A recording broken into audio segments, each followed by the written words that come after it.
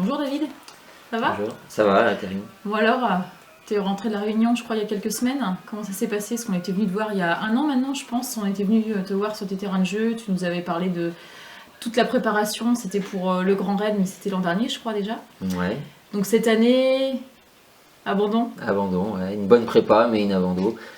Après, sur l'ultra, on peut jamais prévoir, hein. Comme je dis, vous pouvez bien vous préparer. Il y a tellement de facteurs qui font que il peut vous arriver plein de choses, tant au niveau de la blessure, de la nutrition, que là, en fait, il m'est arrivé une accumulation de choses.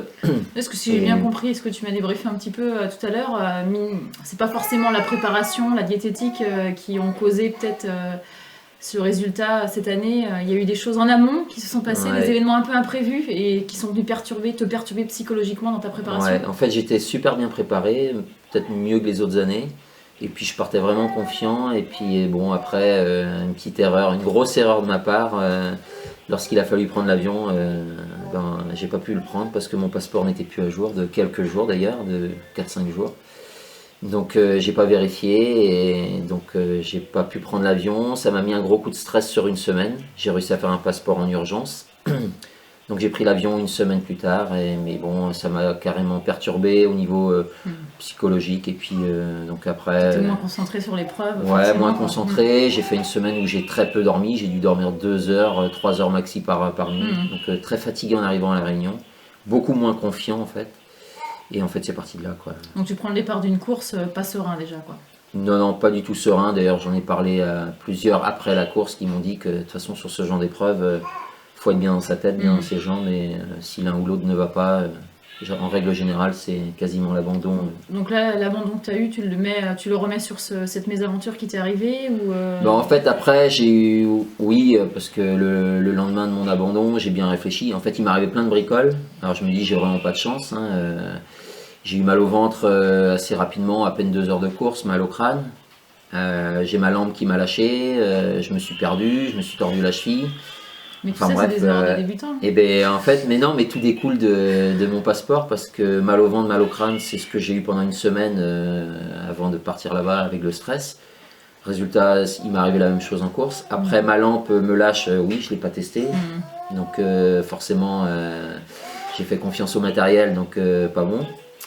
Et puis après, je me tords la cheville parce que je suis plus vigilant, je suis plus concentré, je me perds, donc là c'est de ma faute. Pareil, je suis plus du tout concentré, je suis plus du tout dans la course. Et puis psychologiquement, j'étais rincé, quoi. J'étais vraiment fatigué, plus confiance en moi.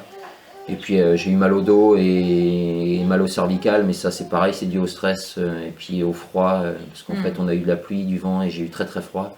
J'ai énormément souffert du froid. Et donc voilà, quoi, tout découle, mais ça part du passeport, je pense, dès le départ, quoi. Donc du coup, tu en ressors forcément déçu, hein, parce que j'imagine que tu t'étais quand même préparé pour cet événement, pour être là au rendez-vous et rentrer peut-être dans le top 3, comme tu avais fait 4 l'année passée. Ouais, il y avait possibilité, hein, je pense qu'il y avait vraiment possibilité de faire un podium. Après les 2 premières places, Ludovic, il était très fort aussi, donc c'était dur. Mais en fait, j'avais une grande marge par rapport à l'année dernière, parce que l'année dernière, j'ai fait 4 hippos, donc je prends 3 heures avec François. Et là, j'estimais que l'année dernière, déjà, je pense que 1 heure, entre 1 heure et 1 heure et demie, c'était vraiment le grand max quand j'avais bien analysé la course. Donc je me voyais plus comme ça aussi cette année.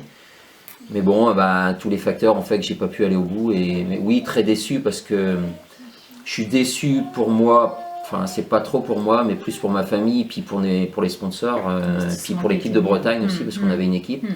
Et malheureusement, on loupe le podium par ma faute, hein, parce qu'on aurait largement dû faire troisième, voire deux. Enfin, pour moi, la deuxième place, c'était vraiment notre place. Donc je suis vraiment déçu pour les copains, et puis ben, pour l'équipe de Bretagne, et puis pour Bernard qui avait mis vraiment l'équipe en place. Et c'était vraiment l'occasion de faire un podium cette année, et on avait vraiment la possibilité. Qu'est-ce que Avec, ça t'a appris cette expérience-là? Ouais, je sais pas, j'arrive à On s'en 40 rend ans, vite, parce que, je me ouais, dis mince, justement, le manque d'expérience, ça craint quoi, arriver à 40 ans. Oui, oui, ça va m'apporter, c'est sûr, hein, l'année prochaine, je ferai pas les mêmes erreurs. Ah bon, après le passeport, ouais, je sais pas si c'est un manque de chance, quoi. Quelques jours près, j'aurais dû vérifier. En même temps, normalement, quand vous partez à La Réunion, vous n'avez pas besoin d'un passeport, même périmé, normalement, ça passait. bon, je suis tombé sur des gens qui étaient un peu plus pointus cette fois-ci. Et je parle aussi d'un point de vue psychologique, ouais, ça te confirme bien que quelque part, c'est un aspect vraiment qu'il y a à prendre en compte si on doit passer un message aussi à des coureurs. Ah bah, en fait, oui, il y a l'entraînement. L'entraînement est très important, la nutrition, pareil, mais en fait, il faut être prêt dans la tête. Et je dirais que c'est 50% quasiment du travail. Donc la semaine qui précède est d'autant plus importante sur cet aspect. Ouais, enfin, les semaines avant aussi, mais la dernière semaine est très très importante. Il faut bien dormir, il faut être reposé le jour de la course. Moi je suis arrivé déjà, j'étais rincé. Psychologiquement j'étais fatigué et tout est parti de là. Donc, ouais. Donc pour ceux qui feront le grand raid un jour, c'est sûr qu'il faut être reposé. Tant musculairement, mais vraiment dans la tête aussi. Donc 3 semaines après cette petite mésaventure, mésaventure quand même, hein, qu'est-ce qui s'est passé? T'as coupé? Parce que coupure quand même après un gros effort, un ultra. Ouais, en fait, j'ai pas fait la bonne recommandation, on voudrait qu'on coupe. Ouais, moi j'ai pas fait un grand effort, j'ai fait un peu moins de 70 km. Donc déjà, non, j'ai pas coupé en fait. J'étais un peu tellement déçu et puis en fait, je suis rentré en Bretagne le lundi soir. J'attaquais le travail dès le mardi et puis je me suis remis au sport. De toute façon, nous, on a du sport obligatoire, donc j'estime que même si je fais des courses, je dois faire mon boulot comme tout le monde. Donc, je fais mon sport. Après, j'en fais peut-être un peu plus parce que oui, j'ai fait le matin et puis je suis retourné le soir, alors que le soir, nous, c'est pas obligatoire. Et puis non, j'ai fait une coupure le mercredi où j'ai rien fait, et le jeudi je suis reparti en sport parce que je retravaillais, et le vendredi j'ai réattaqué le footing, mais en fait j'ai fait un footing à 15 km/h et j'ai fini à 16, donc, mais c'était un besoin. Non, c'est pas raisonnable, mais en même temps j'ai éprouvé énormément de plaisir, et j'avais du jus, donc c'est bizarre. Et pour autant le message qu'on doit donner aux coureurs, est-ce que c'est vraiment non, un cas atypique, je pense aussi, non? Ouais, je pense qu'il faut couper 15 jours, 3 semaines, mais repartir, 15 jours, 3 semaines de course à pied. D'accord, donc ça veut dire mettre du vélo, faire la natation. Ouais, mettre du vélo et de la natation à la rigueur. Au bout de, si ça commence à chatouiller un peu, au bout de 15 jours, vous pouvez faire un footing tous les 2 jours, tous les 3 jours. Mais non, natation et vélo, ouais, c'est très important. Après, moi j'ai de la chance, mis à part mes entorses, de jamais avoir de soucis musculaires. Donc là-dessus, je sais que je récupère super vite, mais bon, c'est pas conseillé à tout le monde, quoi. L'an passé, tu avais coupé vraiment après parce que là, tu l'avais fini. L'année dernière, non, j'avais dû couper 4-5 jours aussi, j'étais reparti rapidement, mais en même temps, après, je prépare le cross et j'arrive fatigué au mois de janvier, février, je suis complètement fatigué. Il y a un contre-coup qui vient, mais plus tard, quoi. Le contre-coup, il est arrivé au mois de décembre l'année dernière. J'étais fatigué de mes séances, parce que j'ai attaqué les séances assez rapidement. Au bout de 15 jours, je suis reparti sur du fractionné court. Mais en fait, non, le contre-coup, je l'ai au mois de décembre et je passe à côté du cross. Donc, je pense qu'il faut bien couper 15 jours, 3 semaines pour bien rebondir. Parce qu'on parle d'usure physique, etc., mais l'usure mentale, parce que quand tu te conditionnes pour un objectif, tu es déterminé là-dessus. Et c'est vrai qu'après, quand il est passé, tu as besoin de te remobiliser. Donc, faire une coupure, ça sert aussi à ça, non? Ouais, il y a l'usure mentale. Moi, je l'ai aussi, généralement, fin décembre, janvier. Je suis vraiment fatigué mentalement. Alors que si j'avais coupé, je pense qu'en coupant 3 semaines, on a vraiment plus d'envie, puis même à la tête, ça fait plus du bien, je pense, à la tête qu'aux jambes. Mais couper, ouais, c'est important. Bon, j'ai du mal à le faire et je pense que j'arriverai jamais à le faire, quoi. Après un ultra, on se prépare pour quoi? Tu redescends sur le trail court, trail long, c'est quoi comment t'enchaînes en fait derrière? Alors moi, je me force à faire le cross parce que je me force vraiment. J'ai pas envie, mais pour le club, et puis je sais que repartir sur la vitesse, c'est bon après pour le mois de mars, avril, pour les trails de 50-60 bandes qui arrivent derrière, je pense que c'est important. Et puis travailler sa vitesse, je trouve que ça vous apporte aussi pour l'ultra. C'est vrai que c'est une crainte de pas mal de coureurs en fait, qui font de l'ultra. Après, tous ils se disent ouais, j'ai perdu en vitesse. On devient un peu, on est des vrais diesels. Et puis repartir à se faire des grosses séances de fractionnés, c'est très très dur. Par contre là, ça fait mal à la tête. C'est risque de blessure aussi, non? Je sais pas. Ouais, je pense aussi, moi là-dessus, non, mais oui, c'est risque de blessure. C'est pour ça qu'il faut repartir vraiment tranquillement et puis repartir sur des séances courtes du style 30-30 ou du 200. Mais en même temps, c'est très très dur de repartir sur du fractionné court. Ça fait mal aux jambes, mais mal à la tête surtout. Donc quand tu dis enchaînement, là par exemple ton cross, donc c'est plutôt vraiment du court quoi. Après un ultra, tu te dis je me donne une plage de quelques mois où je vais vraiment retravailler le fractionné, l'intensité pour derrière repartir sur un objectif plus long au printemps Ouais, en fait moi je repars. Oui, je pars sur du style du 200 sur piste. Façon l'hiver, la nuit, avec le club, on travaille sur la piste. Et puis j'essaye de me faire quand même des séances longues le week-end où je peux aller jusqu'à 2 heures, 2 heures et demie en séance longue. Et puis en me faisant du travail de côte aussi, mais des côtes courtes, parce que généralement le travail de côte que je veux faire au Far West, c'est trop dangereux, trop glissant, et trop Et boueux. comme donc, tu prépares le cross, il n'y a pas vraiment d'urgence à avoir ouais, une séance technique mais je trouve pour le que trail. travailler la côte, même pour le cross, je trouve que c'est bien. Parce que quand j'arrive au mois de mars, moi, je repars sur du format trail et je fais énormément de côtes et très peu de fractionnés en fait. Hein. Du court, j'en fais plus. Et c'est là où je suis mieux, c'est là où je vais le plus vite. Donc, alors qu'au mois de février, mais je pense que je suis fatigué parce que j'ai pas coupé non plus. J'arrive très fatigué au mois de janvier, février. Ouais. Ok, très bien. Donc là, objectif cross pour toi? Ouais, objectif cross, pas super motivé, hein, mais bon, je vais le faire parce que je sais que ça m'apporte après pour la suite de la recommandes, saison. donc malgré tout, tu recommanderais aussi aux trailers Mais ouais, parce que dans moi la saison. moi je me force à le faire et honnêtement ça vous apporte énormément pour le Et trail. pourtant, en Bretagne, on peut trouver plein de trails. Il y a le Mont Coutour, le Glazic. Ouais, mais ça reste non du long et ça vous laisser du jus. Hein. Moi, je vais peut-être le faire pour faire. Enfin, c'est plus pour être avec l'équipe de Bretagne, l'équipe où on a été à La Réunion, et puis pour l'organisateur aussi, parce que depuis le temps que je dois le faire. Mais en fait, le trail, que ce soit 25, 30 bornes, voire 50, vous laissez énormément de jus, contrairement à du 10 km ou du cross, vous allez récupérer beaucoup plus vite. Donc, arrivé un moment dans la saison, il faut couper. Là, je vais plus pour faire plaisir aux organisateurs, mais sinon, non, moi, à partir du moment où vous avez fait votre saison jusqu'au mois d'octobre, je pense qu'il est bien temps de couper.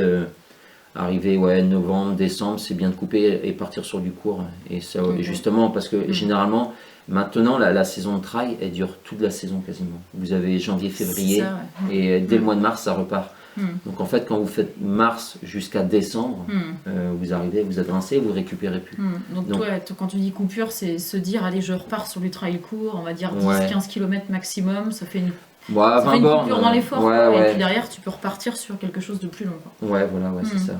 Donc moi, dès le mois de mars, je vais sûrement réattaquer avec le Ventoux, donc ça vous fait novembre, décembre, janvier, février, où là vous pouvez faire du court tout en faisant un trail de 20 bornes de temps en temps. Ouais. Et au contraire, vous avez de la vitesse, et je trouve qu'après pour repartir sur du 40-50 bornes, je trouve que ça vous apporte c'est un énormément. côté ludique, puis ça fractionne ton entraînement aussi. Et puis surtout que quand vous avez fait votre saison de cross, quand vous arrivez sur un 20-25 bornes en trail, vous avez le sourire, quoi. C'est facile. Bah ouais.